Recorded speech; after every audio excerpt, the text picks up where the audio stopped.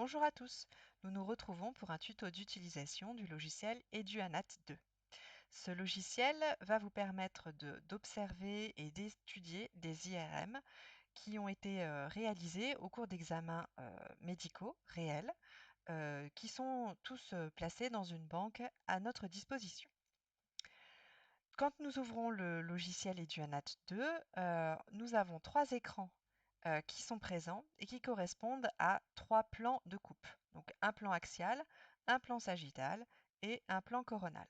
Vous allez avoir en plus dans cette dernière fenêtre un schéma du cerveau en trois dimensions qui va vous placer la position de chacun de ces trois plans.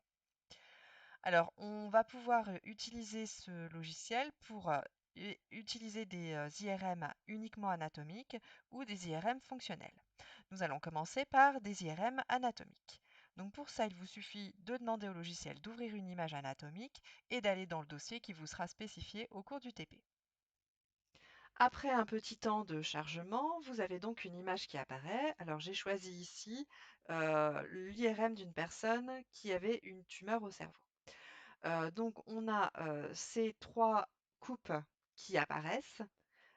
Vous avez aussi de quoi modifier le contraste et la luminosité des images si vous estimez que c'est pas suffisant. Voilà, si j'augmente le contraste, on voit un petit peu plus de choses.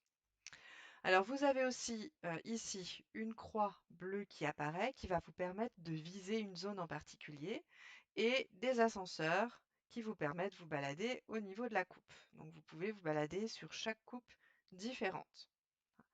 Alors, sur l'image qui est apparue, nous avions déjà tout de suite cette zone-là qui est clairement une zone différente du reste du cerveau, c'est la zone de la tumeur. Donc pour pouvoir viser cette tumeur un petit peu partout au même niveau, il vous suffit de double-cliquer sur cet endroit.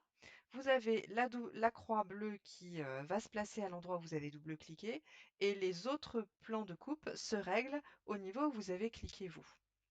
Voilà, donc ça vous permet d'avoir l'image en visuel de cette tumeur. Alors, si on regarde au niveau de notre schéma en 3D du cerveau, on a aussi le positionnement de cette tumeur qui peut se visualiser sur cette image en 3 dimensions. Alors, on peut vous demander aussi de travailler sur une IRM fonctionnelle. Donc, c'est ce que nous allons faire maintenant. Alors pour travailler sur une IRM fonctionnelle, il faut déjà ouvrir une image anatomique, donc l'IRM d'une personne qui faisait une action à un moment donné. Dans un premier temps, nous aurons l'image anatomique et nous allons replacer par-dessus une IRM fonctionnelle. Donc même chose, dans le TP, on vous signalera dans quel dossier aller chercher votre IRM anatomique puis fonctionnelle. Donc j'ai ouvert l'IRM anatomique d'une personne à qui on va demander de parler. Donc là, nous avons l'IRM anatomique. Je vais maintenant ouvrir le calque fonctionnel. Donc il y a toujours un petit temps d'attente, hein, mais voici, nous avons l'IRM fonctionnel d'une personne qui est en train de prononcer des mots. Et on voit donc qu'on a déjà des zones d'activité. Ce sont les zones qui sont colorées.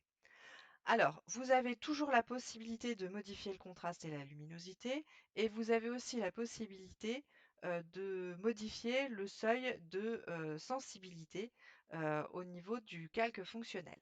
Alors, il suffit simplement de, de moduler au niveau de cette molette. On vous signalera quel niveau vous devez vous placer. Je vais le laisser au 50 puisque ça me semblait pas trop mal. Alors, l'activité du cerveau est signalée par des couleurs, le bleu étant une faible activité, le rouge une forte activité. Donc nous avons déjà sur nos 3 plans de coupe des zones qui relèvent d'une certaine activité. Je vais me placer dans le plan axial et je vais voir si on peut avoir à un moment donné plus d'activité que du bleu ou du vert ou même un tout petit peu de jaune, mais si on peut placer un peu de rouge. Donc ici, il y a un petit peu de rouge. Donc je vais cliquer, double-cliquer sur cet endroit. Effectivement, on a beaucoup plus de rouge ici. Donc je vais me positionner puisque il semble que ce soit cette zone-là qui soit très active. Donc je double-clique à nouveau et voilà. J'ai mes 3 plans de coupe qui sont réglés sur la zone active au moment de prononcer des mots.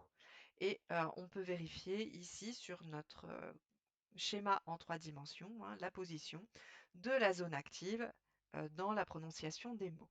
Donc vous allez pouvoir utiliser ce logiciel pour les différentes fonctions que l'on va vous demander au niveau des TP. Une fois que vous avez réglé vos paramètres, vous pouvez très bien demander au logiciel de vous faire une photographie de l'ensemble des plans de coupe pour pouvoir insérer éventuellement dans un compte-rendu. Vous n'aurez plus qu'à annoter dans ce compte-rendu les éléments que vous souhaitez montrer plus spécifiquement.